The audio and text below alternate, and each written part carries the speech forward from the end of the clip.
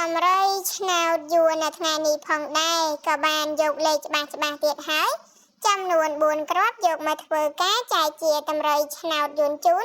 ទៅកាន់ពុកម៉ែបងប្អូនក៏ដូចជាប្រិយមិត្តទាំងអស់គ្នាហើយបើពុកម៉ែបងប្អូនស្រឡាញ់ពេញចិត្តនៅលេខមួយណាពុកម៉ែបងប្អូនអាចយកទៅធ្វើការចាស់សងសំណាងបានដោយឥតគិតថ្លៃតែម្ដង